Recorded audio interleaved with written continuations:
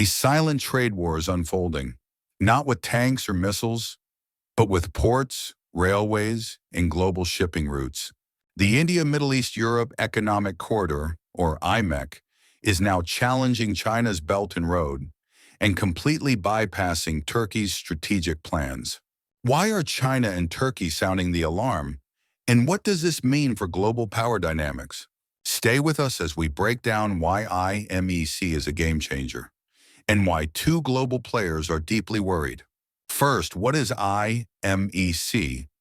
Announced at the G20 summit in 2023, IMEC is a proposed multimodal trade corridor connecting India with Europe via the United Arab Emirates, Saudi Arabia, Jordan, Israel, and then onwards to Greece and Italy.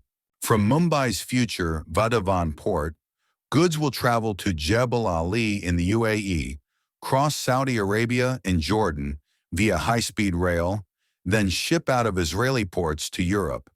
This isn't just a trade route. It's a vision for a new world order in logistics and connectivity. Now let's talk about China. For over a decade, China's Belt and Road Initiative, the BRI, has created a global web of trade routes, railways, and ports. Over 150 countries have signed on, but the BRI is now under pressure. Dozens of countries are in debt. Several projects are stalled or canceled.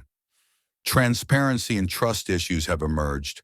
IMEC, in contrast, is transparent and democratically backed, powered by green tech and renewable energy, led by major economies like India, the EU, and the US. It directly challenges China's influence in Asia, the Gulf, and Europe. And here's the real threat. IMEC connects like-minded democracies, while China's BRI is seen increasingly as a tool of debt diplomacy. China's investments in Gwadar Port, Pakistan, and the China-Iran axis are also now under strategic competition.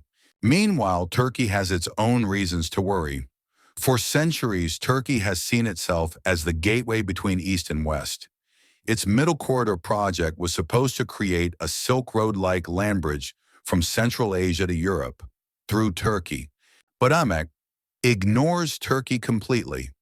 Goods flow from India to the Middle East and then into Europe via Mediterranean ports like Piraeus, Greece, or Trieste, Italy. Turkish President Erdogan has labeled the corridor political and publicly opposed its design. For Turkey, IMEC is a clear diplomatic snub, sidelining its regional ambitions. Let's go deeper.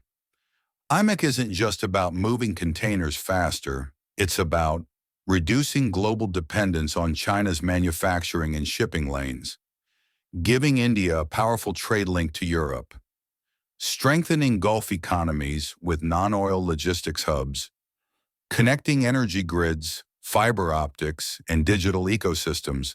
IMEC also aligns with the European Green Deal, India's Act West policy, Gulf Vision 2030, UAE and Saudi reforms. And guess what? It's backed by the United States under the Partnership for Global Infrastructure and Investment, PGI, seen as a Western counter to China's BRI. So where is IMEC today? India has cleared the massive Vadhavan port project. Rail and port integration talks are underway in Saudi Arabia and UAE. Israel and Greece are strengthening maritime links. Italy and France are competing to become IMEC's European gateway. But there are challenges too. Middle East conflicts have slowed down progress.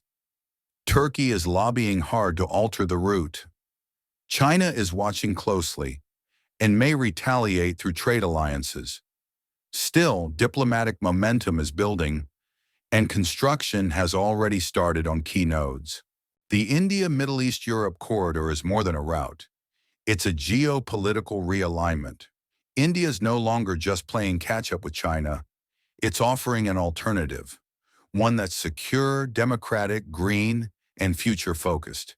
And this is what makes China and Turkey nervous. The world is changing.